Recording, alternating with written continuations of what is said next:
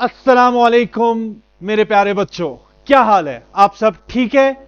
Welcome है आपका फिर से valley institute of quality education के डिजिटल प्लेटफॉर्म पे, जहां मैं आदिल सर आपका हिस्ट्री और पॉल साइंस लेके चलते हैं और मेरे साथ जो जुड़े हुए हैं वो है ताहा सर, जो आपके ज्योग्राफी के टीचर हैं। Assalamu alaikum, dear students. I hope you all are fine. And today we are going to discuss model paper of class 8. क्योंकि अब आपके एग्जाम्स आ रहे हैं, so we thought it better कि एग्जाम्स में किस तरीके से आपको प्रिपेयर करना है, किस तरीके से आपको क्वेश्चंस अटेम्प्ट करने हैं.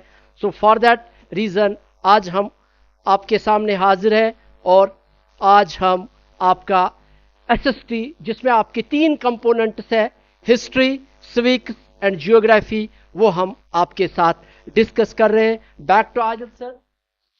तो बेटा, जैसा आपको अभी ताहा सर ने बोला दैट हम इस समय जो डिस्कस करने वाले हैं वो है 8th का मॉडल पेपर. याद रखना बेटा, यहां पे ये मॉडल पेपर है क्या?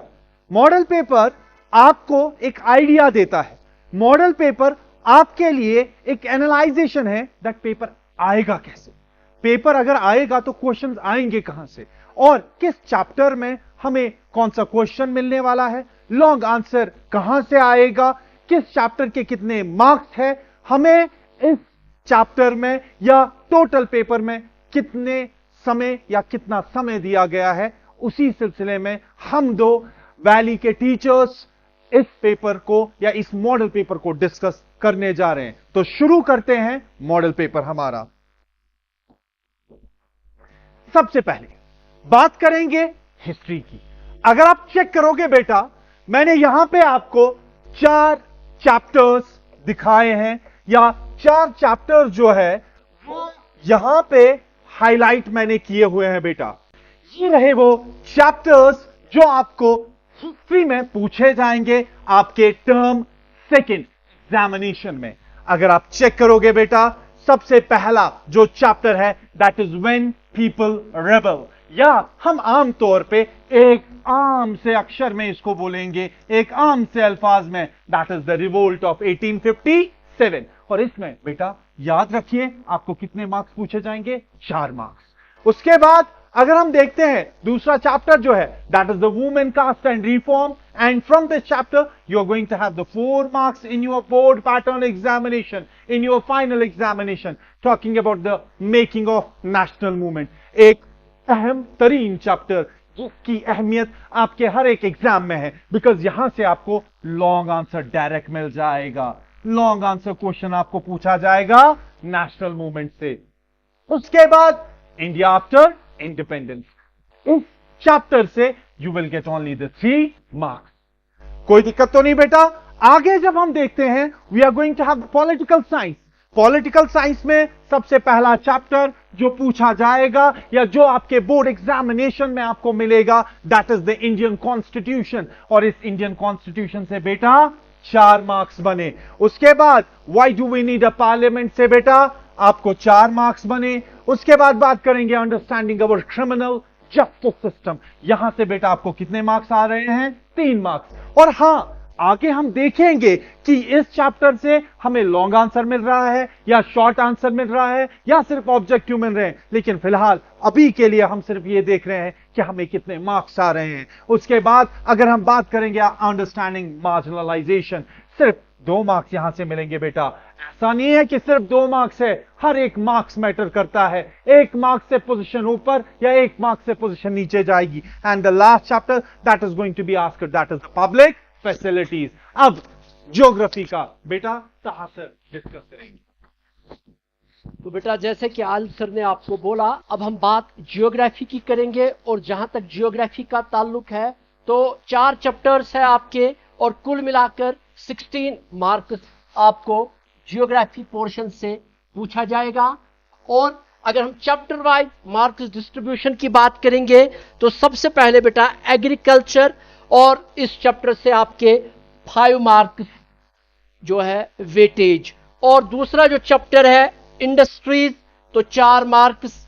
और इंडस्ट्रीज का जो चैप्टर है ये भी मैं आपको बेटा बताता चलूं कि इस चैप्टर से मैप वर्क के भी जो है बेटा चांसेस है, और मैप स्किल जो आपको 8th में भी और कल जाकर आपको 10th में भी वो 5 मार्क्स आते हैं, तो वो बहुत ही इंपॉर्टेंट, वो आपको हम यहाँ पर डिस्कस करेंगे। ह्यूमन रिसोर्स, तो इससे बेटा 4 मार्क्स आएंगे आपको। और last chapter that is pertaining to our own Jammu and Kashmir, तो 3 मार्क्स है इस चैप्टर की वेटेज। तो फिर से मैं आदिल सर को माइक हैंड ओवर कर रहा हूं। अब बेटा हम आगे देखेंगे जो हमें सबसे पहले सेक्शन मिलेगा पेपर में, या ये मान के चलिए कि जो सबसे पहला आपका एसएसटी पेपर जब आप दोगे, सबसे पहला जो पूछा जाएगा या सबसे पहली चीज जो आपको पेपर में मिलेगी, तो याद रखना बेटा, याद रखना वो मल्टीपल चॉइस क्वेश्चंस होंगे। यानी कि आपका पेपर जो है उसका सबसे पहला section that would be known by the section A. और याद रखना दूसरी बात, आपको इस सेक्शन ए से 10 MCQs मिल जाएंगे। You would get the 10 multiple choice questions from the section A. अगर 10 मल्टीपल चॉइस क्वेश्चंस है तो याद रखना next thing that is each and every multiple choice question would be having the 1 marks. यानी कि एक ऑब्जेक्टिव के एक ऑब्जेक्टिव को आपको मिलेंगे सिर्फ 1 मार्क्स। और टोटल अगर हम देखते हैं, अगर हम चेक करते हैं, अगर 10 ऑब्जेक्टिव है तो बिल्कुल बेटा याद रखना यहां पे आपको मिलते हैं टोटल में 10 मार्क्स पहले सेक्शन से। इसीलिए मैंने यहां पे लिखा है multiple choice question 10 into 1 total 10 marks होगी पहली चीज। अब सबसे पहला ऑब्जेक्टिव अगर आप देखेंगे बेटा, हमें बताया जाता है that it was the upper castes who were responsible for the Harijans being unfit today, who said it? No doubt आपके आंसर्स जो ठहरे इन ऑब्जेक्टिव्स के, दे आर बीइंग हाईलाइटेड, उनको बाज़ाब्ता हाईलाइट किया गया है। लेकिन याद रखिए बेटा दूसरी बात कि हम देख रहे हैं किस ये जो ऑब्जेक्टिव है किस चैप्टर से पूछा गया है। अगर देखेंगे सबसे पहले हमें ऑब्जेक्टिव बताता है that it was the upper caste. ये तो अपर कास्ट थे, ऊंची जात के थे, which were responsible, जो के रिस्पॉन्सिबल थे किनके लिए? हरिजन्स के लिए। हरिजन्स याद रखना बेटा, ये तो वही थे ना जिनको दलित्स बोला जाता था या जो लोअर कास्ट थे। सो इसका मतलब याद रखना बेटा, अगर ये ऑब्जेक्टिव जो है आपको याद रखना है किस चैप्टर से पूछा गया, तो याद रखना this is from India after independence. India after independence से 1 मार्क्स अभी फिलहाल हमें मिला। और no doubt it was one of the member of constituent assembly जिसका नाम था H.A. खांडेकर, उनके द्वारा यह स्टेटमेंट दी गई थी। हां नो डाउट मैंने यहां पे सिर्फ एक आइडिया आपको दिया that this MCQ is being asked और is asked from India after independence. से आइडिया क्या मिलता है जी? हमें इंडिया आफ्टर इंडिपेंडेंस पढ़ना है, हमें इंडिया आफ्टर इंडिपेंडेंस से बाज़ाबिता ऑब्जेक्टिव आने वाला है। Now the next, the so called untouchables, छूत अनटचेबल्स, जिनको यह बोला जाता था समाज में कि आप किसी चीज को छुओगे नहीं तो वो बिल्कुल नाकारा जाया हो जाएगी। यही तो बात हो रही है ना, जिनको हम शूद्रास भी बोलते थे या लोअर कास्ट या दलित्स। देन हमें ऑब्जेक्टिव आया है the so called untouchables prefer to be called dalits. उनके द्वारा बताया गया कि हमें दलित्स कह के पुकारो। What does this Dalit mean, या इस टर्म दलित का क्या मतलब है? हाईलाइटेड आंसर है that broken from the society. Harijan, इनको किसने बोला था? It was the Gandhi ji who called them Harijans. हो गया दूसरा। लेकिन याद रखना ये MCQ women caste and reform से पूछा जा चुका है। कोई दिक्कत तो नहीं बेटा यहां तक। नेक्स्ट अगर हम देखेंगे, if a 13-year child is working in a factory, अगर एक 13 साल का बच्चा काम कर रहा है एक फैक्ट्री में, मैन्युफैक्चरिंग कारपेट्स, वो कालीन बना रहा है, विच फंडामेंटल राइट इज वायलेटेड? याद करो बेटा, याद करो, मैंने बोला था दैट फंडामेंटल राइट्स हमारे पास 6 है। अगर सबसे पहला है that is right to equality. Sir यहां तो इक्वालिटी की बात नहीं हो रही है, बच्चे की बात हो रही है। दूसरा था राइट टू फ्रीडम, सर ये कौन सी आजादी है, बच्चे को तो यहां कोई आजादी नहीं मिल रही है। तीसरा एक राइट था, राइट अगेंस्ट एक्सप्लॉइटेशन, यानी कि किसी का नाजायज इस्तेमाल करना, किसी का ऐसा इस्तेमाल करना। बिकॉज राइट अगेंस्ट एक्सप्लॉइटेशन में बताया गया है कि आप 14 साल से कम उम्र के बच्चे को कहीं भी काम पे नहीं लगा सकते हैं। सर कौन सा फंडामेंटल राइट वायलेट हो रहा है, किस फंडामेंटल राइट को छीना जा रहा है? जी बिल्कुल, राइट अगेंस्ट एक्सप्लॉइटेशन। और याद करो किस चैप्टर से पूछा जा चुका है? पॉलिटिकल साइंस के इंडियन कॉन्स्टिट्यूशन से। अभी तक हमें इंडियन आफ्टर इंडिपेंडेंस से 1 मिला, उसके बाद वुमेन कास्ट रिफॉर्म से 1 मार्क्स मिला, उसके बाद हमने देखा इंडियन कॉन्स्टिट्यूशन से 1 मार्क्स।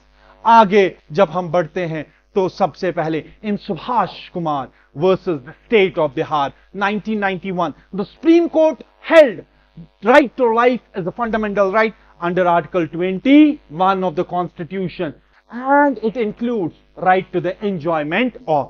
याद रखना बेटा, यहां पे ऑप्शंस आपको मिल रहे हैं। सबसे पहले पोल्यूशन फ्री वाटर, उसके बाद pollution free water and air, clubs and cinema halls, और उसके बाद क्लब्स एंड बार्स। याद रखना बेटा, 21 आर्टिकल को जो राइट टू लाइफ कहलाता है, उसका फर्दर एक्सपेंशन, उसको फर्दर समझाया सुप्रीम कोर्ट ने बोला राइट टू लाइफ में, जीने में, या जो हमें हक देता है जीने का, उसमें बहुत सारे राइट्स हैं। जैसे one of the right is right to privacy, one of the right is right to health, one of the right is right to work, और one of the right is not only pollution free water and air. तो obvious सी बात है बेटा, ये जो हमें मिलता है, ये हमें मिलता है पब्लिक फैसिलिटीज। इसके बाद जो 2 ऑब्जेक्टिव्स है वो तहा सर डील करेंगे, उनका डोमेन है बेटा।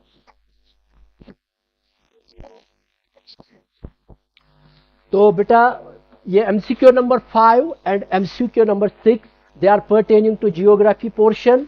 तो हम देखेंगे ये एमसीक्यूज, इनको एनालाइज करेंगे। तो when birth rate and death rate are same, तो ये जो एमसीक्यू है बेटा, ये पूछा गया है ह्यूमन रिसोर्स, जो हमारा चैप्टर है, इससे ये एमसीक्यू है। तो देखेंगे बर्थ रेट और डेथ रेट होती क्या है, क्योंकि बर्थ रेट और डेथ रेट एक इंपॉर्टेंट फैक्टर है किसी जगह की पॉपुलेशन ग्रोथ में। और क्वेश्चन जो कह रहा है birth rate and death rate जब सेम होती है व्हाट विल हैपन। तो पहली चीज जो बर्थ रेट होती है, व्हाट डज इट मीन? तो बर्थ रेट का मतलब होता है नंबर ऑफ लाइव बर्थ पर 1000 पर्सन। देखो बर्थ बेटा 2 टाइप की होती है, एक होती है लाइव बर्थ, जो बच्चा जिंदा सही सलामत पैदा हुआ, एक बच्चा पैदा होता है बट वो पैदा ही मुर्दा होता है, वो सेटल बर्थ। तो सेटल बर्थ की हम बात नहीं कर रहे, लाइव बर्थ की बात कर रहे हैं। तो कुछ रीजन जहां पर बर्थ ज्यादा होती है तो उनका बर्थ रेट ज्यादा है, कहीं पर बर्थ रेट कम होता है, it varies from country to country. दूसरा होता है डेथ रेट। डेथ रेट हो गया नंबर ऑफ डेथ्स पर 1000 पर्सन इन ए ईयर। अब क्वेश्चन जो है ये कह रहा है birth rate and death rate are same, तो व्हाट विल हैपन? तो पहले अगर हम देखेंगे बर्थ रेट अगर ज्यादा होगी, डेथ रेट कम होगी, तो पॉपुलेशन इंक्रीज होगी। बर्थ रेट अगर कम होगी और डेथ रेट अगर ज्यादा होगी तो ऑब्वियसली पॉपुलेशन डिक्रीज हो जाएगी। लेकिन इन दिस केस यहां पर कहा जा रहा है बर्थ रेट और डेथ रेट सेम है, so what will happen? Population stage same. तो पॉपुलेशन जो है बेटा ये सेम रहेगी, ये इंक्रीज नहीं हो जाएगी, ना ही ये डिक्रीज हो जाएगी। तो you should keep this thing in mind कि ये जो चैप्टर है ह्यूमन रिसोर्स, इसमें बर्थ रेट और डेथ रेट, क्योंकि आप उसमें पीपल के बारे में, पॉपुलेशन के बारे में बात कर रहे हैं, तो इन टर्म्स को आप जहन में रखेंगे और at the end of the day you will be able to solve this MCQ. दूसरा जो आपका एमसीक्यू है बेटा, ये है last chapter, that is industries of Jammu Kashmir and Ladakh. तो इससे ये एमसीक्यू पूछा गया है। तो इसमें क्या कहा जा रहा है, if you happen to visit district Kathua. अब district Kathua, it is one of the districts of Jammu and Kashmir UT, located in Jammu division.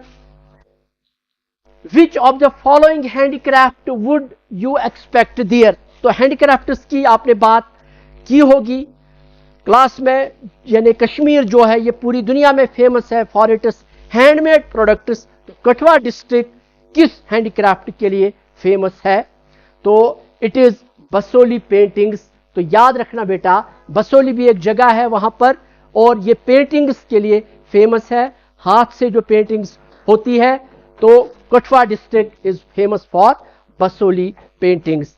इसके बाद अगर हम देखेंगे बेटा हिस्ट्री के related, so I will again hand over mic to Adil sir, और वो आपको ये डिस्कस करेंगे.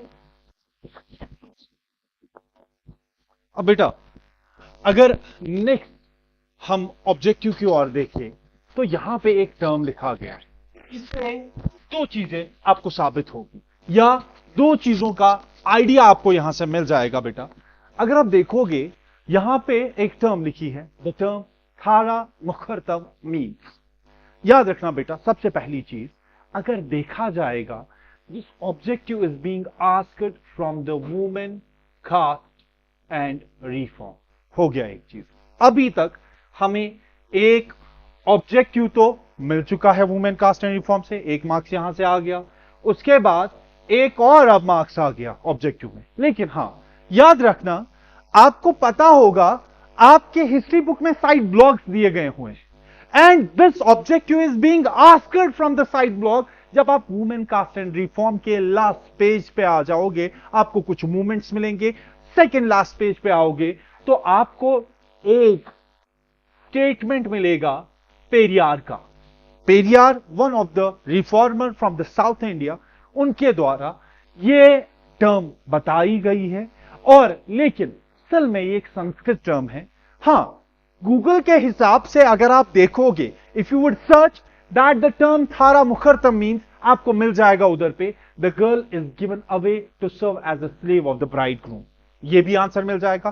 साथ ही ये भी मिल जाएगा the wife has to be the puppet in the hands of her husband. ये दोनों आंसर्स मिल जाएंगे. लेकिन याद रखना बेटा, बार बार मैंने आपको बताया है that whenever there would be some kind of ambiguity in any of the objective which you may find different on the Wikipedia, on the Google, but at that time consult only your book, because आपको जो भी objective आएंगे आपके text book से पूछे जा रहे हैं. और याद रखना, जो टेक्स्ट बुक पे आंसर होगा आप बाज़ाब्ता उसी को क्लिक करोगे, गूगल बाबा को नहीं. तो याद रखना, टर्म थारा मुखरतम, भाई बाज़ाब्ता पेरियार ने बताया है that with the term of the थारा मुखरतम that the wife has become, एक बीवी कठपुतली बन चुकी है in the hands of her husband. तो इसीलिए एप्रोप्रिएट आंसर यही जाएगा. सेकेंड, इसके बाद का ऑब्जेक्टिव अगर हम देखेंगे, Lok Sabha selects the executive. The executive, ये आपको जो ऑब्जेक्टिव है, this objective is being asked from why do we need parliament. ये आपको पॉलिटिकल साइंस के एक चैप्टर से पूछा जा चुका है. और यहां पे हमें बताया जाता है लोकसभा जो है वो सिलेक्ट करती है किसको, एग्जीक्यूटिव को. अब एग्जीक्यूटिव का काम क्या है, मैंने बताया है आपको बेटा दैट सरकार के 3 अंग है, 3 ऑर्गन्स है. एक लेजिस्लेचर जिसका काम है लॉ बनाना, जो कानून को बनाती है. उसके बाद एग्जीक्यूटिव, तो ऑब्वियसली द एग्जीक्यूटिव हमें यहां पे मिलता है. एग्जीक्यूटिव का काम है जो लॉ बनाया गया है, जो कानून बने हुए हैं, उस कानून को राह अमल में लाना. और इसीलिए the executive implements the law. तो याद है यहां पे अप्रोप्रिएट आंसर हमारा बन जाएगा implements the laws made by the parliament, because parliament is the legislature, और उसके बाद executive और उसके बाद judiciary. ठीक. अब यहां पे ऑब्जेक्टिव है 9, how many members to the Rajya Sabha are nominated by the president. याद रखना, मैंने आपको बताया है, बार बार आज फिर से बोल रहा हूं दैट अगर हम याद करेंगे, parliament consists of president because president is an integral part of the parliament, plus Lok Sabha plus Rajya Sabha. और मैंने यह भी बताया है आपको दैट लोकसभा की बात अगर आप करेंगे, लोकसभा का दूसरा नाम है हाउस ऑफ पीपल, लोकसभा का दूसरा नाम है लोअर हाउस, और राज्यसभा का दूसरा नाम है काउंसिल ऑफ स्टेट या upper house.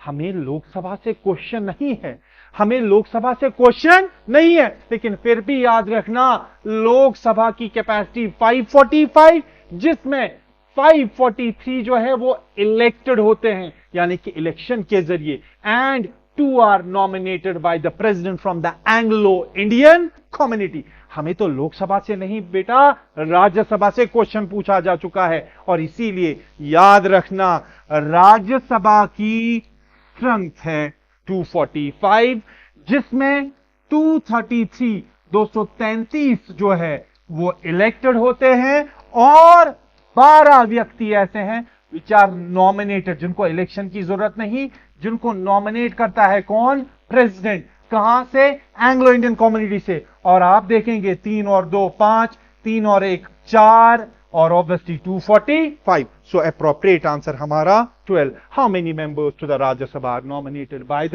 President? Now the last objective, ये मैं यहीं से आपको बताने जा रहा हूं that this objective is asked from revolt of 1857। ध्यान से समझिएगा, मैंने म्यूटिनी बहुत बार आपको बोला है भाई, जब मैंने बोला भी mutiny becomes the popular rebellion. भाई म्यूटिनी क्या होता है सर? ऑब्वियसली म्यूटिनी होता है जब सिपाही खिलाफ हो जाए सरकार के, जब सिर्फ सिपाही बगावत करे। देखिए mutiny, column A column B, column A को कॉलम बी से जोड़ना है। Mutiny is the number 1। अब हम देखेंगे नंबर 1 का सही उत्तर यहां से कौन सा है? The book written by the Vishnu Bhatt? नहीं भाई। In soldiers as a group disobey their officers in the army. मैंने तो अभी बताया जी, बिल्कुल। जब एक सिपाही बाज़ाब्ता अपने सरकार के खिलाफ, अपने सुपर ऑफिसर्स के खिलाफ जाए, उसको म्यूटिनी बोलेंगे। तो हां, अपनी जगह मैंने याद रखा दैट 1 उसका अप्रोप्रिएट बी आ जाएगा।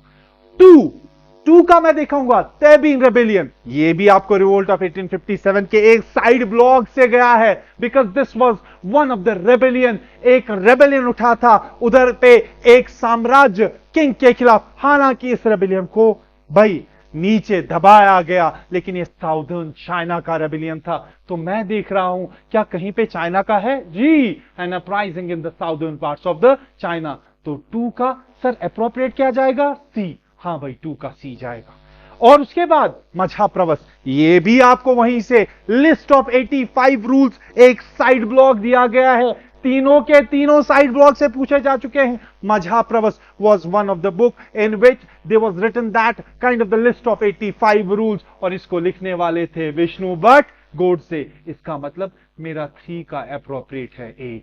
3A। लास्ट में रेगुलेशन। अल्टीमेटली जब सारे जुड़ गए, रेगुलेशन मतलब रूल बनना, तो 4 का क्या आएगा? डी। अब ये देखिए, यहां पे आपको दिखाया गया A B C and D, लेकिन ये ए जो है ये एंटायर ए का है। 1D नहीं सर, ये नहीं मिल रहा है। 2B ये भी नहीं मिल रहा, और ये है अप्रोप्रिएट आंसर। चेक कर लीजिए। 1B बिल्कुल, 2C 2 का C, 3A 3 का A, 4D 4 का D। तो इसका मतलब option B is correct. Option B में ये सारे दिए गए हैं। उसके बाद हम आ जाते हैं अपने सेक्शन बी पे। ये यहां पे डोमेन है ताहा सर का, वो डील करेंगे बेटा, आप देख लीजिए।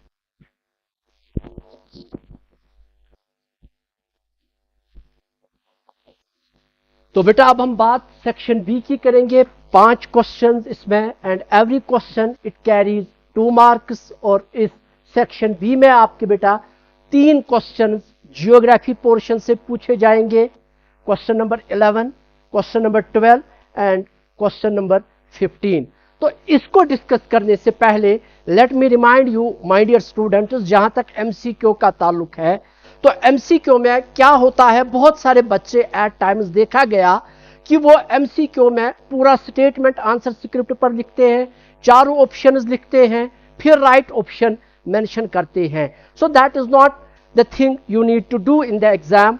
आपको बेटा सिर्फ एग्जाम में एमसीक्यूज में एमसीक्यू का जो नंबर है सपोज एमसीक्यू नंबर 1, इसका राइट ऑप्शन ए है, वो आप लिखे और उससे क्या होगा, उससे आपका बेटा जो है टाइम सेव हो जाएगा, रादर देन अननेसेसरीली वो सारी डिटेल्स जो आपको क्वेश्चन पेपर में है वो लिखने की जरूरत नहीं है, बिकॉज टाइम मैनेजमेंट का जहां तक ताल्लुक है, this is very important so far as your exams are concern. एक एक मिनट, एक एक सेकंड जो है आपका वैल्यूएबल है। So I hope you will keep this thing in mind, जहां तक एमसीक्यूज का ताल्लुक है, जहां तक फिलअप का ताल्लुक है, या जहां पर बाकी जो है डू एज डायरेक्टेड वाले क्वेश्चन, तो उसमें आप डायरेक्टली राइट ऑप्शन को जो है करेंगे। तो क्वेश्चन नंबर 11, ये बेटा हमारा जो क्वेश्चन है, list inputs and outputs involved in any cottage industry in your locality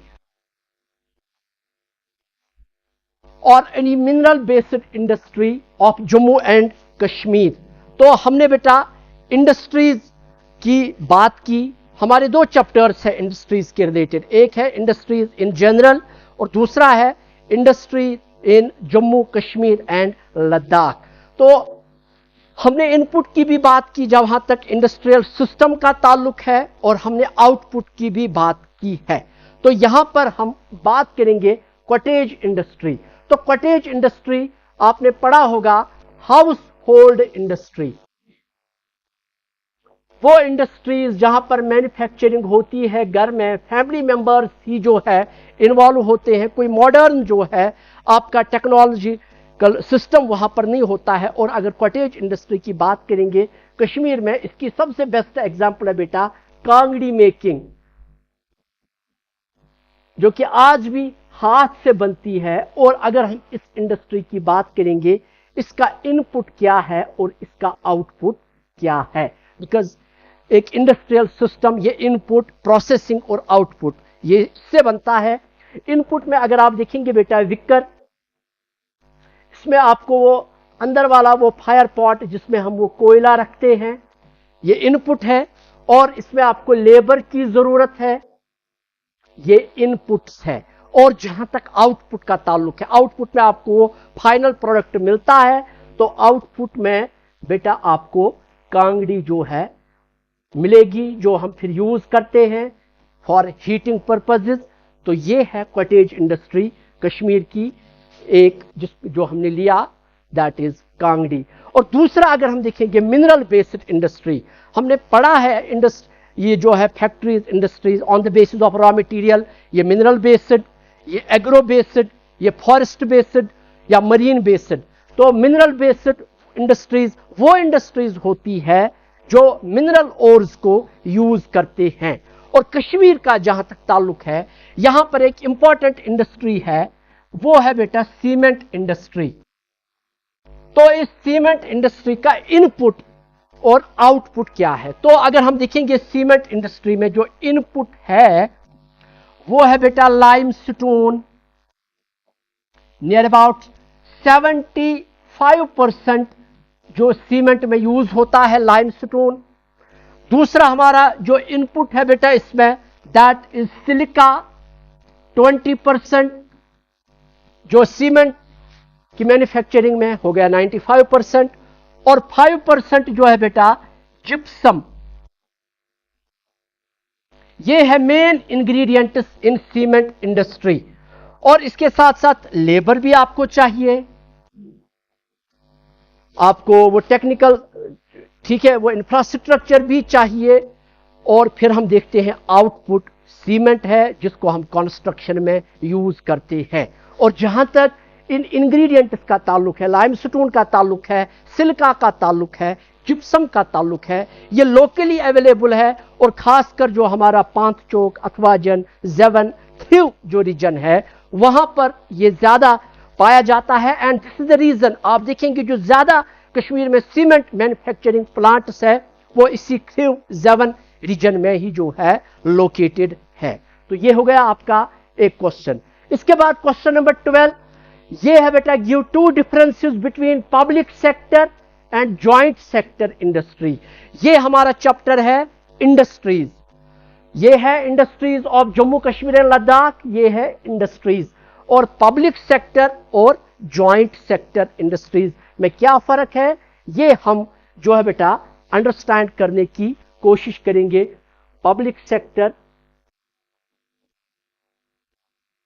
और जॉइंट सेक्टर, ये जो क्लासिफिकेशन है इंडस्ट्रीज की, ये है बेटा on the basis of ownership.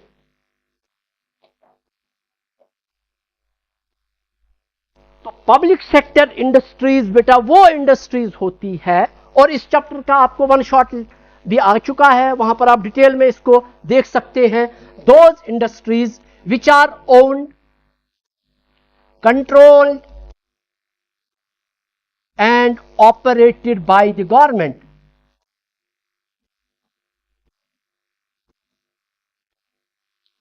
और पब्लिक क्यों कहते हैं? क्योंकि आज हम डेमोक्रेसी की बात करते हैं, और जो गवर्नमेंट होती है it is of the people, that is public. और वैसे भी गवर्नमेंट जो इसमें इन्वेस्ट करता है इन इंडस्ट्रीज में, वो बेसिकली पब्लिक मनी होता है, टैक्स पेयर्स मनी होता है, आपका हम सबका पैसा होता है। तो that is public sector industries, they are owned, operated, controlled by the government, उसमें इन्वेस्टमेंट गवर्नमेंट की है।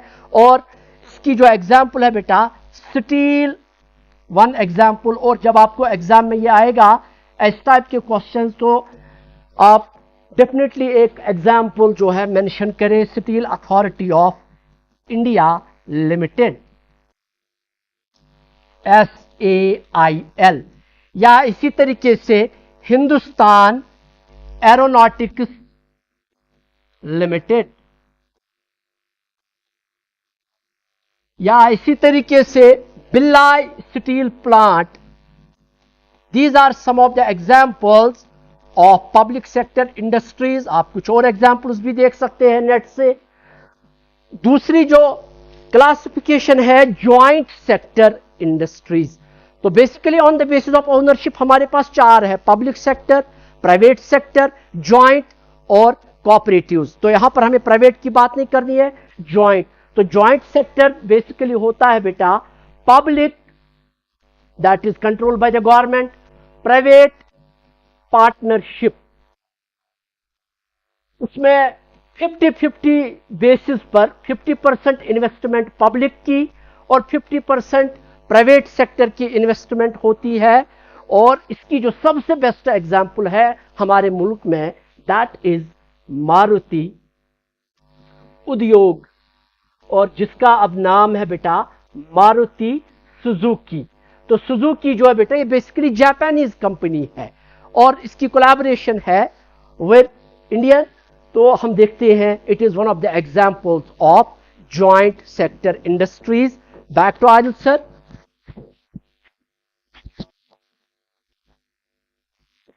चलिए बेटा अब डिस्कस करते हैं, इसके बाद हमें और कौन सा क्वेश्चन पूछा जा चुका है।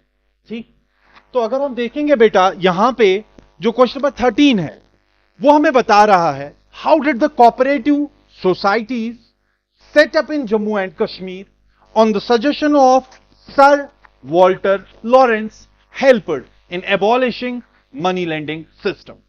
अगर सबसे पहली चीज देखी जाए, हम सबसे पहले देखेंगे, या जो मैंने आपको बोला भी, दैट ये क्वेश्चन कहां से है। ये क्वेश्चन अगर पूछा जा चुका है, कहां से पूछा जा चुका है, और इस क्वेश्चन के रिलेटेड हमें क्या लिखना है। याद रखना बेटा, ये क्वेश्चन आपके लास्ट चैप्टर हिस्ट्री का जो जम्मू एंड कश्मीर है वहां से पूछा जा चुका है। और इस चैप्टर में ये जो क्वेश्चन हमें है, हमें बताता है हाउ डिड, कैसे जो कोऑपरेटिव सोसाइटीज थी जो सेटअप की गई थी जम्मू कश्मीर में, उन्होंने मनी लेंडिंग सिस्टम को एबॉलिश करने में कैसे मदद की। अगर सर वॉल्टर लॉरेंस की बात देखेंगे, he was appointed as the revenue officer. हो गया एक चीज, रेवेन्यू याद रखना सिंपल हिसाब से जो हमें पैसे ला के दे, या सिंपल जो पैसे का सिस्टम बहुत अच्छा करे। सेकेंड थिंग, अब कोऑपरेटिव सोसाइटीज का काम क्या था, या उन्होंने मनी लेंडिंग सिस्टम में खत्म करने को कैसे क्या काम किया। पहली चीज याद रखिएगा, इस क्वेश्चन में हम ज्यादा फोकस करेंगे फार्मर्स पे, यानी कि किसानों पे, जो कि हमेशा भाई मनी लेंडर्स से, यानी कि जो पैसे देते थे उधार पे, उनसे पैसे लेते थे अपनी खेती बाड़ी के लिए, अपनी जमीन के लिए, लेकिन वो भी at the exorbitant highest interest rates. उनको बहुत ज्यादा इंटरेस्ट रेट देना पड़ता था, यानी कि अच्छे खासा सूद देना पड़ता था, जिसकी वजह से उनकी जिंदगी जहन्नुम बन गई थी। अब सर इससे हुआ क्या, या जो आप बता रहे हैं कि सर वॉल्टर लॉरेंस के सजेशंस पे कोऑपरेटिव सोसाइटीज अगर एस्टैब्लिश हो गई, how did they help it? Nutshell बेटा, I am only giving you the idea because इसका भी वन शॉट जल्दी अपलोड होने वाला है और उसमें डिटेल्ड आप पढ़ोगे, लेकिन फिर भी मैं आपको बताने जा रहा हूं दैट कोऑपरेटिव सोसाइटीज ने कुछ नए नए स्टेप्स इंट्रोड्यूस किए, जैसे कि इन्होंने लोन देना स्टार्ट किया। ठीक, इन्होंने क्रेडिट फैसिलिटीज दी। क्रेडिट फैसिलिटीज बोले तो उधार दे दिया, लेकिन not on these highest interest rates, no बेटा, इन्होंने फार्मर्स को सपोर्ट किया उनके एग्रीकल्चरल सिस्टम में। अब जब ये कोऑपरेटिव सोसाइटीज फार्मर्स को सपोर्ट कर रही है, they are giving them the credit facilities, they are giving them the loans at the lowest interest rates, they are providing them facilities while having the agricultural system, then obviously they don't have to rely on this money lending system, and obviously हम यहां पे बोल सकते हैं in this way these cooperative societies helped in abolishing the money lending system। हो गया ये। उसके बाद नेक्स्ट क्वेश्चन, ये बहुत इजी है बेटा, ये यहां पे आराम से समझेंगे। इन योर ओपिनियन, अपने ओपिनियन के हिसाब से बताइए, what did doctor B R Ambedkar wanted to achieve through the temple entry movement? अगर आप देखोगे भी बेटा, मैं अभी आपको यहां पे बता रहा हूं, याद रखना बेटा, बिकॉज अगर हम बात करेंगे इसकी, मैं एक थोड़ा सा ग्लिम्स इसके बारे में दे रहा हूं।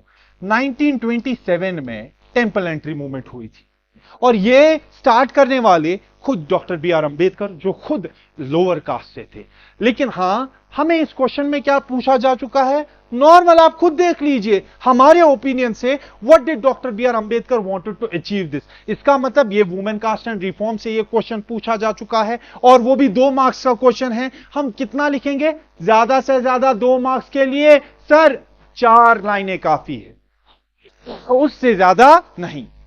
जी बिल्कुल, इसमें हम क्या लिखेंगे? Obviously he wanted to end this caste prejudice system, वो एंड करना चाहता था, या he wanted to give the right that where, जहां पे ये जो लोअर कास्ट थे उनको डिप्राइव किया गया था, they were not having access to the temple. Obviously बस this is the answer, simple, और कुछ नहीं। 2 मार्क्स का है, ज्यादा एग्जैजरेट करने की जरूरत नहीं, ज्यादा लंबा लिखने की जरूरत नहीं। उसके बाद आते हैं mention the impact of tulip garden, ताहा सर देखेंगे बेटा गार्डन में।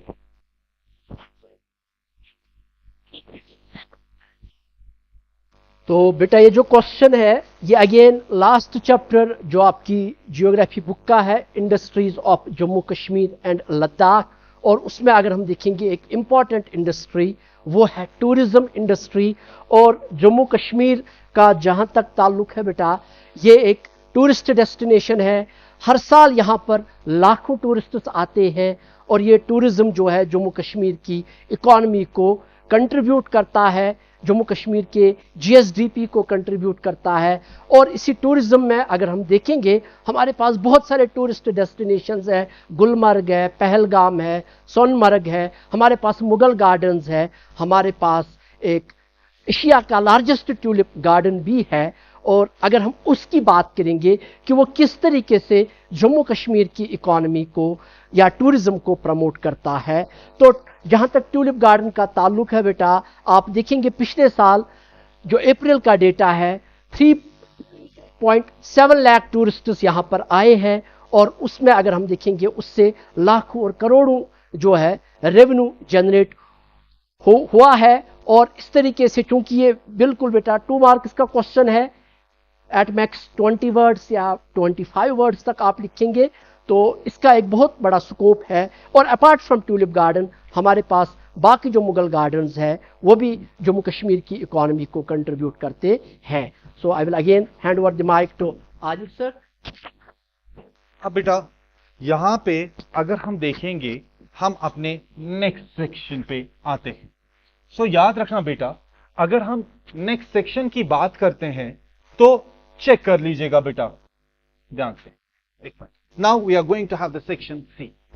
अगर सेक्शन सी की बात करेंगे, सबसे पहली चीज हम यहां पे देखते हैं दैट यहां पे आपको 5 into 3 लिखा है, इसका मतलब 5 क्वेश्चंस होंगे।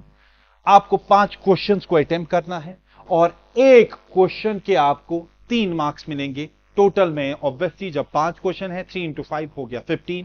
लेकिन याद रखना, here you would be asked 6 questions, आपको 6 क्वेश्चंस मिलेंगे, लेकिन आपको सेक्शन सी में लिखा गया होगा अटेम्प्ट एनी 5, आप कोई भी 5 अटेम्प्ट कर सकते हैं। No doubt we have to deal here. तो इसीलिए अगर हम सबसे पहला देखेंगे, suppose water supply in your area is not adequate and suggest the 2 ways how it can be improved। बेटा ये सबसे पहली चीज आपको याद होनी चाहिए, पब्लिक फैसिलिटी से है और कितने मार्क्स है, 3 मार्क्स वाला क्वेश्चन है। तो सिंपल याद रखिएगा बेटा, यहां पे suppose water supply in your area is not adequate, आपके एरिया में ऑब्वियसली भाई वाटर की कमी है, वाटर सप्लाई उतनी ज्यादा नहीं है। सजेस्ट 2 ways, दो यहां पे अपने राय बताइए that how can it be improved. Obviously बात है बेटा दैट यहां पे ये जो क्वेश्चन है, याद रखना ये आपके ओपिनियन पे है।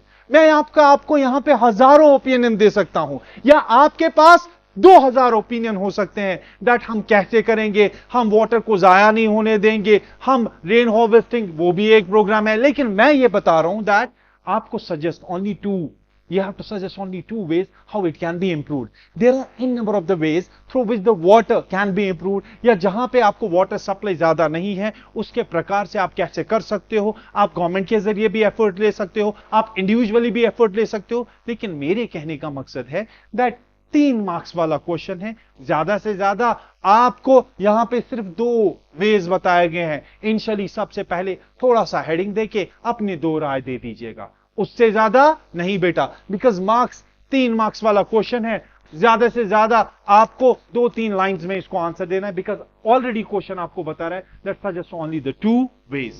सर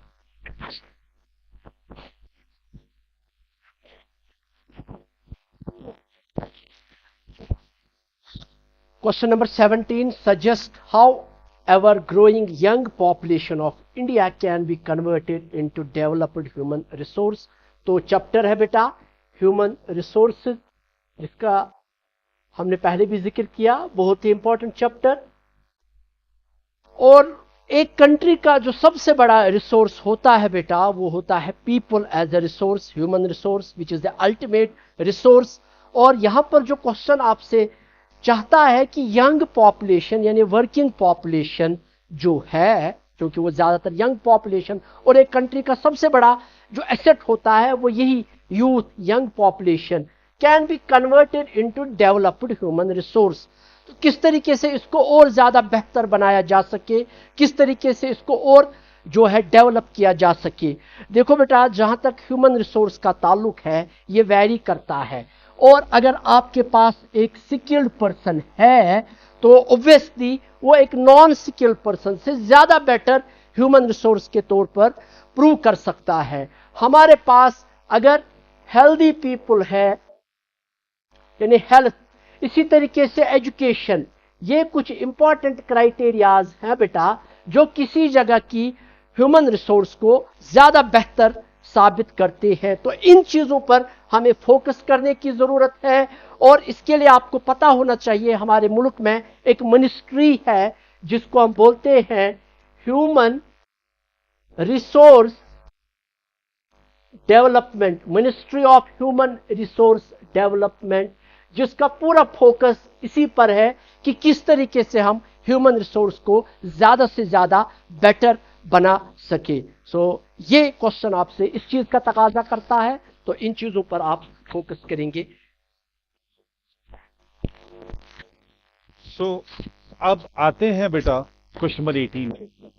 क्वेश्चन नंबर 18 के रिलेटेड मैं यहाँ पे आपको अपने हिसाब से एक राय दूंगा। मैंने पहले ही बोला था, it is same as of the question, suppose water supply is not in your area is not adequate. यहाँ पे क्वेश्चन बता रहा है if you are a member of the parliament, अगर आप मेंबर होंगे या अगर आप पार्लियामेंट के इलेक्टेड मेंबर होंगे, लिस्ट 3 क्वेश्चंस। आप 3 क्वेश्चंस ऐसे बनाइए जो आप पूछ सकते हैं या जिनके बारे में आप पूछोगे। देन ऑब्वियसली बात है मैं आपको अपने हिसाब से फॉर एग्जाम्पल से एक राय दे दूंगा. Let us suppose that if I were to be a member of the parliament, अगर मैं सदस्य होऊंगा मेंबर ऑफ द पार्लियामेंट से, फॉर एग्जाम्पल से मैंने यहां पे मिनिस्ट्री का जिक्र नहीं किया, I am being a member of the parliament, मैं मान के चलो मैं एजुकेशन मिनिस्टर को पकड़ूंगा. इसका मतलब एक ऐसा मंत्री जो शिक्षा का मंत्री हो, जो एजुकेशन का मंत्री हो, जो एजुकेशन की डेवलपमेंट देख रहा हो, मैं उसको बोलूंगा क्या आपके द्वारा ऑनलाइन एजुकेशन के रिलेटेड कोई कदम उठाया गया है या नहीं. और सेकेंड थिंग, ये जो ऑनलाइन एजुकेशन है क्या इसका एक्सेस हर किसी के पास है. अब एक्सेस होने के लिए ऑब्वियस सी बात है भाई पूरा इंडिया हमारा डिजिटली कनेक्टेड होना चाहिए. डिजिटली कनेक्टेड का मतलब क्या, ऑब्वियसली नेटवर्क कनेक्टिविटी होनी चाहिए बेटा. देन ऑब्वियसली मैं ये क्वेश्चंस पूछूंगा. Then obviously मैं बता रहा हूं that if I were to be a member of the parliament, I would have asked a question to the education minister that whether we have given the online education or whether we have developed some kind of the platforms where we can provide the online education to all the children, to all the students of the entire India. And the second thing that क्या उन बच्चों को access है, how did they get the access. Obviously क्या हमारा India पूरा digitally connected है. हो गए 3 क्वेश्चंस, कोई दिक्कत तो नहीं बेटा. अब आगे जाएंगे. सो याद रखना, if I were the member of the parliament, obviously this question is being asked from why do we need a parliament, and 3 marks वाला क्वेश्चन ये हो गया. उसके बाद व्हाट वुड हैपन, क्या हो जाएगा if there were no restrictions on the power of the elected representatives as of the Indian constitution. Check कर लेना बेटा, टेक्सचुअल क्वेश्चन है, डायरेक्ट एज इट इज पूछा जा चुका है, टेक्सचुअल क्वेश्चन है. व्हाट वुड हैपन, क्या हो जाएगा if there were no restriction. क्या अगर किसी इलेक्टेड रिप्रेजेंटेटिव जिसको लोगों ने चुना होगा, अगर उस पर कोई रेस्ट्रिक्शन नहीं होगी तो क्या होगा. ऑब्वियस सी बात है भाई, एक बार वो चुना गया, अब उसके पास पावर आ गया, देन कॉमन सेंस सी बात है he can misuse his power. वो अपने उस पावर का मिसयूज करेगा. मान के चलो अगर उसको कोई पूछने वाला नहीं होगा, अगर ज्यूडिशरी नहीं होगी, अगर फंडामेंटल राइट नहीं होगे, मान के चलो वो बोलेगा आपसे मैं स्पीच, फ्रीडम ऑफ स्पीच छीन लूंगा. लेकिन हां, हमें तो कानून ने बाज़ाब्ता बताया है that fundamental right act as the limits on the powers of the government. So common sense ही बात है, we can say that if there were no if there were no restrictions on the power of the elected representative, they would misuse, they would snatch our rights, or they can go to any damn thing. कोई दिक्कत तो नहीं. हो गया ये. What objections did the sepoys have to the new cartridge that they were asked to use? आप सबको पता होगा बेटा, मैं फिर से आपको समझाना चाहूंगा that अगर हम बात करेंगे, जब बगावत 1857 की बात होती है, उनको एक बहुत सारे कॉजेस थे. वन ऑफ द कॉज या one of the immediate cause was introduction of the Enfield rifle. Enfield rifle को यूज किया गया, वो सबसे इमीडिएट कॉज था. इमीडिएट कॉज बोले तो जिसने चिंगारी का काम किया. असल में एक अफवाह फैली थी दैट द कार्ट्रिज जो यूज की जा रही थी एनफील्ड राइफल में, ये र्यूमर था या फैक्ट था, ये बोला गया था that it has been greased. इसकी जो ग्रीसिंग है वो डन की गई है with the beef of a pig और बीफ ऑफ काउ. ऐसा बताया जा रहा था विच हर्टेड द सेंटिमेंट्स, किनके, हिंदूज के भी और मुस्लिम्स के भी, जिसकी वजह से जो इंडिया के सिपाही थे, जो ब्रिटिश में काम कर रहे थे, जो अंग्रेजी साम्राज्य में काम कर रहे थे, उनके द्वारा बताया गया that we are not going to use the Enfield rifle because it hurted our religious sentiments. Last one, that is what did Dr. B.R. Ambedkar mean? उसका मतलब क्या था when he said in politics we have equality and in social and economic life we will have inequality. आप सबको पता होगा that भाई जो इंडिया है it's a democratic country. Democratic country का मतलब है ईच एंड एवरी पर्सन, चाहे वो गरीब है या अमीर है, चाहे वो प्रेसिडेंट है, प्राइम मिनिस्टर है या किसान का बेटा है या खुद किसान है बेटा, हर एक का सिर्फ एक वोट है. उस एक वोट की वैल्यू भी सिर्फ एक है. It's just like that, one person one vote and one value. इसका मतलब पॉलिटिक्स में हर किसी को बराबर का हक है. In politics we have equality बिल्कुल सही बोला बी आर अंबेडकर ने। भाई ऐसा नहीं है कि ये प्रधानमंत्री इसका वैल्यू ज्यादा है या इसके वोट की वैल्यू ज्यादा है, because we are choosing the government as per the will of the people. But हर एक जिसको वोट डालने का हक है, किसी को छीना नहीं दिया गया, लेकिन समाज और बिल्कुल माशती इंदाज से, यानी कि जहां पे इकोनॉमिक्स पैसे की बात हो, बिल्कुल जी इनइक्वालिटी है और अभी भी है और बढ़ती ही जा रही है। बिकॉज डे बाय डे अगर हम देखेंगे, पोर is getting day by day for, अमीर डे बाय डे अमीर बनता जा रहा है, जिसकी वजह से obviously in the economic life and the social life inequality तो है, लेकिन पॉलिटिकल लाइफ में इनइक्वालिटी नहीं। ये हमारा सेक्शन सी एंड हो गया, कोई दिक्कत तो नहीं बेटा यहां पे। अब आ जाते हैं लास्ट के सेक्शन पे, सेक्शन डी पे, and this will be the last section.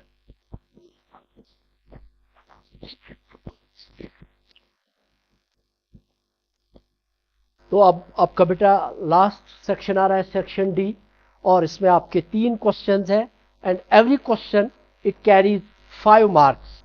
और इसमें जो जियोग्राफी के रिलेटेड है बहुत ही इंपॉर्टेंट, थोड़ा प्रैक्टिकल मैप वर्क भी हम इसमें देखेंगे, सो बी मोर सीरियस। तो पहला जो क्वेश्चन है इसकी चॉइस भी है, in India agriculture is a primary activity, secondary activity और tertiary activity, justify your response with reason.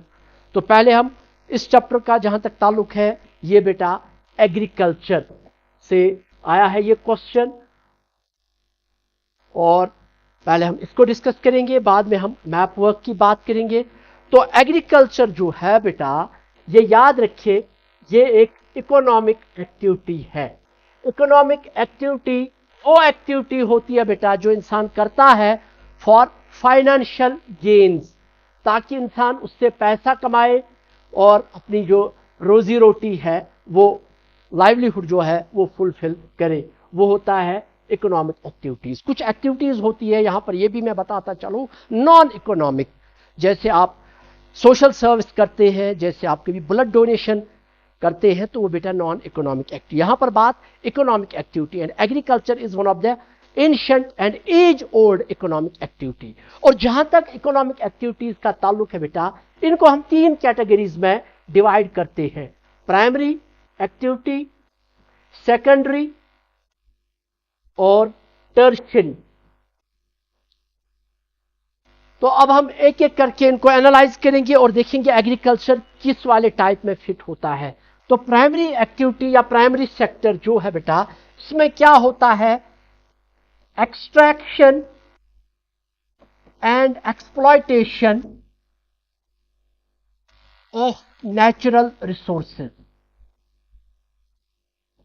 और जहां तक एग्रीकल्चर का ताल्लुक है, तो एग्रीकल्चर हम लैंड पर ही करते हैं और लैंड एक नेचुरल रिसोर्स है। तो एग्रीकल्चर जो है बेटा, ये प्राइमरी एक्टिविटी है, और इसीलिए प्राइमरी एक्टिविटी को हम कहते ही हैं agriculture and related sector. Agriculture and related sector, फिर एग्रीकल्चर के डिफरेंट ब्रांचेस। और जहां तक सेकेंडरी का ताल्लुक है, सेकेंडरी में मैन्युफैक्चरिंग होती है, और टर्शियरी सेक्टर जो है बेटा, इसको हम बोलते हैं सर्विस सेक्टर। तो agriculture is a primary economic activity, और एग्रीकल्चर हम देखते हैं बेटा एक एज ओल्ड इकोनॉमिक एक्टिविटी है जो हजारों सालों से इंसान करता आ रहा है।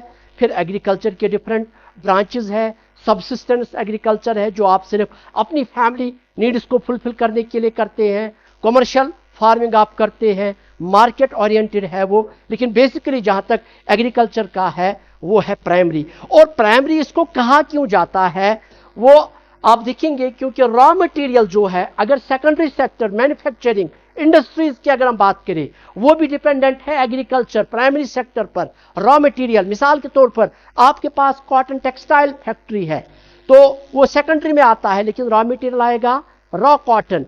जूट फैक्ट्री है आपके पास, जूट आएगा, वो एग्रीकल्चर में प्रोड्यूस होता है। और फिर सेकेंडरी जो है और प्राइमरी, इनको सपोर्ट करता है टर्शियरी। तो इसका कुल मिलाकर ये मतलब हुआ जो एग्रीकल्चर है ये प्राइम सेकेंडरी को भी और टर्शियरी को भी सपोर्ट करता है, या in other words we can say अगर प्राइमरी सेक्टर यानी एग्रीकल्चर नहीं होता तो सेकेंडरी भी नहीं होता और शायद टर्शियरी की भी वो इंपॉर्टेंस नहीं होती। So this is the answer. इसके बाद बहुत ही इंपॉर्टेंट हमारा टॉपिक है that is map work, map skill, और हम देखेंगे on the following outline map जो हम देखेंगे आगे, shade major industrial regions of the world and India. तो हम जो है इंडिया की बात करेंगे, कौन कौन से इंपॉर्टेंट इंडस्ट्रियल रीजन्स है और वर्ल्ड के कौन कौन से इंपॉर्टेंट इंडस्ट्रियल रीजन्स है।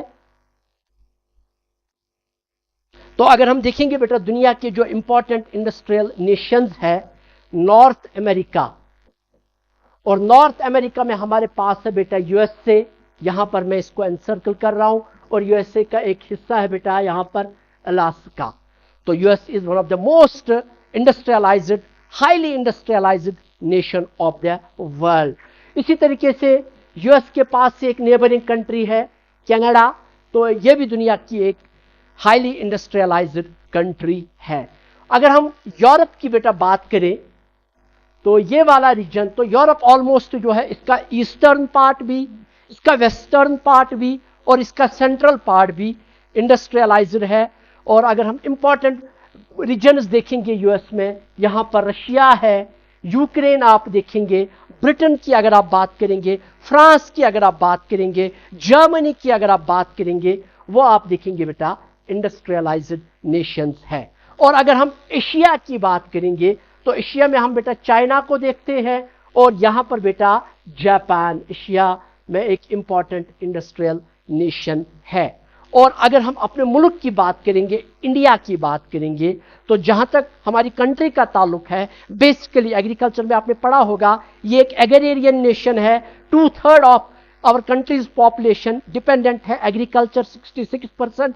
लेकिन इसका कतन यह मतलब नहीं है कि हमारे मुल्क में इंडस्ट्रीज नहीं है, यहां पर भी इंडस्ट्रीज है। और जो इंपॉर्टेंट इंडस्ट्रियल रीजन्स है हमारे पास बेटा वो है छत्तीसगढ़, यहां पर उड़ीसा, वेस्ट बंगाल और झारखंड।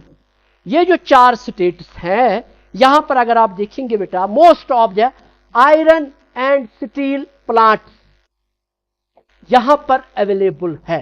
छोटा नागपुर बेल्ट भी इसको हम कहते हैं। और हम देखते हैं why iron and steel plant are located in this region. आप देखेंगे भिलाई स्टील प्लांट छत्तीसगढ़, अगर आप देखेंगे जमशेदपुर में Tata iron and steel company, तो वो हम देखते हैं इंडिया का सबसे पहला जो है आयरन एंड स्टील प्लांट वो झारखंड में है, because easy availability of raw material. Coal यहां पर इजीली अवेलेबल है, आयरन यहां पर इजीली अवेलेबल है।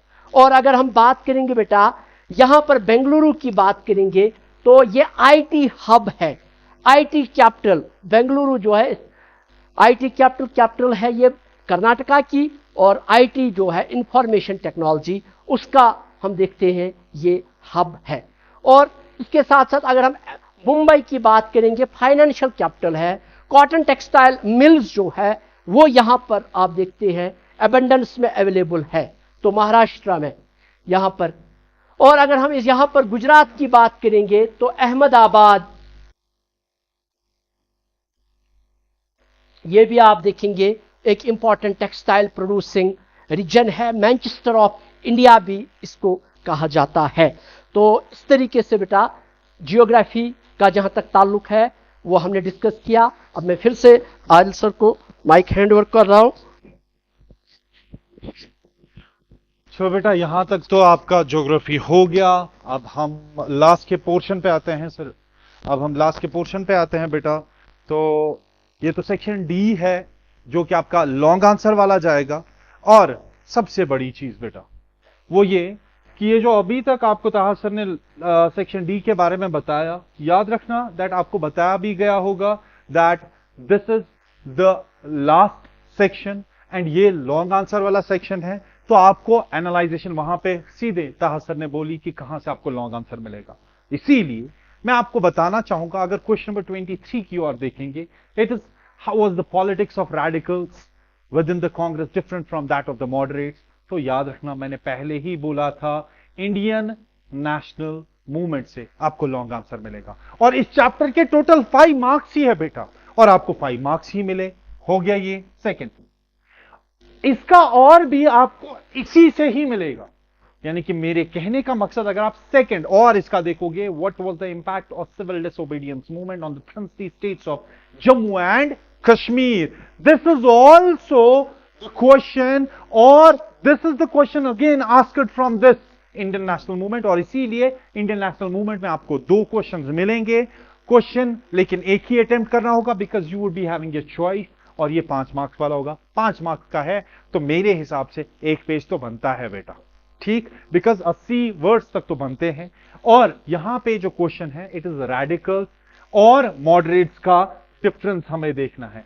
याद रखना बेटा, अगर मैं आपको यहां पे समझाता चलूं, then it is simple, easy to understand. मैंने आपको बताया भी होगा और आपको याद भी होगा बेटा, दैट अगर हम बात करते हैं मॉडरेट्स या एक्सट्रीमिस्ट की, असल में आईएनसी जो है वो बटा हुआ था 2 में, एक मॉडरेट्स में और एक एक्सट्रीमिस्ट में।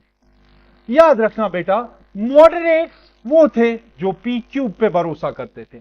मेरे कहने का मकसद नटशल मैं आपको समझा रहा हूं, दैट बिकॉज ये चैप्टर डिटेल्ड आपको मिल चुका है आपके valley institute of quality education YouTube channel पे, बाज़ाब्ता 1 शॉट एक्सप्लेन है पूरा डिटेल्ड वे में। भाई मॉडरेट्स वो थे जो बोलते थे हम हर हमेशा बात बोली से मनवाएंगे, एक्सट्रीमिस्ट वो थे जो बता रहे थे हमेशा बात गोली से होगी। They were saying that Brits should be ousted from the India. They believed on the loyalty of the British. ये बता रहे थे Indianization of service. ये सिर्फ बता रहे थे हमें आजादी चाहिए, हमें ब्रिटिश के साथ कोई समझौता नहीं करना। फेवरेट या फेमस जो एक्सट्रीमिस्ट में थे, लाल, बाल और पाल थे। तो ऑब्वियस सी बात है, बस आपको क्वेश्चन कैसे अटेम्प्ट करना है, बीच का लाइन, यहां से मॉडरेट, यहां से एक्सट्रीमिस्ट, मॉडरेट की 4-5 लाइनें, एक्सट्रीमिस्ट की 4-5 लाइनें, और हमारा क्वेश्चन समाप्त हो गया बेटा। सो आगे अगर हम देखते हैं, हमें बताया जाता है या हमें क्वेश्चन दिया जाता है इसी के साथ, what was the impact of civil disobedience movement. Civil disobedience movement, याद रखना first civil disobedience movement was salt march, जो गांधी जी के द्वारा। अब उसका इंपैक्ट जम्मू एंड कश्मीर पे कैसा पड़ा था, तो याद रखना बेटा, बिल्कुल इस क्वेश्चन को भी डील करने का बहुत एक इजी वे है, दैट ज्यादा इंपैक्ट जो पड़ा, ज्यादा गहरा असर जो सिविल डिसोबीडियंस मूवमेंट का पड़ा था, वो जम्मू पे पड़ा था। क्यों? बिकॉज ये जम्मू अच्छा खासा क्लोज था पंजाब के, जम्मू की अच्छी खासी प्रॉक्सिमिटी थी पंजाब से। आपको पता भी होगा बेटा, जब हम दिल्ली की ओर जाएंगे, पहले श्रीनगर, उसके बाद जम्मू, जम्मू जब या कश्मीर पहले, उसके बाद जम्मू, जम्मू के बाद आपको पंजाब, पंजाब के बाद हरियाणा और हरियाणा के बाद दिल्ली। तो इसीलिए पंजाब से ज्यादा नजदीक ताल्लुक होने के कारण जम्मू में अच्छा खासा इंपैक्ट पड़ा। बैन किया गया फॉरेन क्लोथ्स को, या फॉरेन क्लोथ्स को अडॉप्ट नहीं किया गया, या ब्रिटिश साम्राज्य के खिलाफ नारे लगाए गए, down with the union jack, ये ऐसे नारे लगे थे। तो ऑब्वियसली जम्मू एंड कश्मीर में भी अच्छा खासा असर पड़ा था। Now keeping the last list the fundamental rights our criminal law guarantees to every arrested person. ये 3 मार्क्स वाला है, ये समझना यहां पे। क्वेश्चन नंबर 24 लास्ट, ये किधर से आ रहा है? ये है understanding our criminal justice system. इसी के साथ एक और B part, give 2 arguments against the reservation of seat and jobs to adivasi. आपको पता होनी चाहिए बेटा, अगर हम वापस या आप यहां पे डायरेक्ट याद रखेंगे that it's understanding the marginalisation. Marginalisation से यह हमें क्वेश्चन मिला है। याद रखना बेटा, याद रखना, अगर हम सबसे पहले क्वेश्चन की बात करें, क्रिमिनल लॉ ने एक अरेस्टेड पर्सन को क्या कुछ फंडामेंटल राइट्स दिए हैं? जी बिल्कुल दिए हैं, जैसे कि right to have a defendant lawyer, अपने पास या अपने को एक लॉयर होना चाहिए। सेकेंड थिंग, ये भी क्रिमिनल लॉ के द्वारा बताया गया है that arrested person must be produced within 24 hours before the judicial magistrate, and even though इसको पता भी होना चाहिए that क्या, हाँ भाई मुझे किस बात पे अरेस्ट किया गया है। Obviously these are the criminal law जो है, ये कुछ हक दिए गए हैं arrested person को। Give two arguments against the reservation। भाई give two arguments, हमें argument देने against किन के खिलाफ? Against the reservation of seats and jobs to आदिवासी। देखिए, give two arguments against the reservation, इस क्वेश्चन के रिलेटेड अगर आप देखोगे देन कॉमन सेंस की बात है, रिजर्वेशन के रिलेटेड बहुत सारी ऐसी चीजें हैं कि जो यहां पे रिजर्वेशन इस हिसाब से लेते हैं या रिजर्वेशन का यूज इस हिसाब से करते हैं दैट भाई वो क्रीमिश लेयर्स में है। क्रीमिश लेयर्स बोले तो they are living a well dignified life, लेकिन उसके बावजूद भी उनको रिजर्वेशन दी जा रही है। इसका भी बाज़ाब्ता आपको लेक्चर मिला है, इवन दो नोट्स भी वैली इंस्टीट्यूट के द्वारा। और उसके बाद अगर हम लास्ट का यहां पे देखें, वो क्वेश्चन हमें क्या बताता है, लिस्ट द 3D के बासु गाइडलाइन, 3 मार्क्स वाला। अगेन यहां पे याद रखना, ये ए पार्ट और बी पार्ट जो है, सॉरी बेटा, ए पार्ट और बी पार्ट का और आपको दूसरे ए पार्ट और बी पार्ट से मिलेगा। क्वेश्चन नंबर 24 की मैं बात कर रहा हूं। और याद रखना नीचे वाला भी और जो होगा वो बराबर क्रिमिनल जस्टिस सिस्टम से 3 मार्क्स वाला होगा और अंडरस्टैंडिंग मार्जिनलाइजेशन से 2 मार्क्स वाला। डी के बासु गाइडलाइंस की अगर आप बात करोगे बेटा तो याद रखना डी के बासु असल में एक लॉयर थे बंगाल के, उनके द्वारा असल में सुप्रीम कोर्ट में उन्होंने बोला दैट कि अगर कोई व्यक्ति अरेस्ट हो रहा है तो बहुत सारी कस्टडियल किलिंग्स यानी कि पुलिस स्टेशन में मार दिया जा रहा है उनको, तो उनके खिलाफ कुछ प्रोटेक्शन होनी चाहिए। जिसके बाद सुप्रीम कोर्ट ने कुछ गाइडलाइंस निकाली, जैसे कि जो अरेस्ट किया गया उसको पता होनी चाहिए किस बात पे अरेस्ट किया गया, और जब उसको अरेस्ट किया जा रहा हो तो बाज़ाब्ता जो उसके घर में हो वो बाज़ाब्ता साइन करे कि हाँ भाई उनको पता हो। एंड इवन दो इस अरेस्टेड पर्सन को ये भी हक है कि वो अपने किसी रिलेटिव को फोन करके ये बता सकता है कि मुझे अरेस्ट किया गया। थर्ड थिंग ये भी दैट जिसको अरेस्ट किया जा रहा हो उसके भी काउंटर साइन होने चाहिए, और बाज़ाब्ता जो अरेस्ट करने के लिए आ रहे हो वो बाज़ाब्ता यूनिफॉर्म में हो, बाज़ाब्ता नेम प्लेट यानी कि पुलिस ऑफिसर की जो नेम प्लेट हो वो बाज़ाब्ता लिख के गई हो।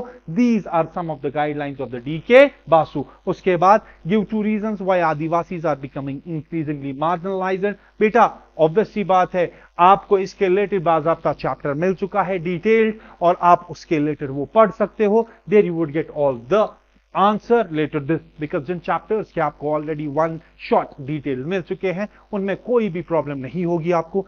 Stay connected with the Valley Institute of Quality Education digital platform के साथ, YouTube चैनल के साथ, Instagram के साथ आपको कंटिन्यूअसली हमारी वीडियोस, हमारे अपडेट्स मिलते रहेंगे।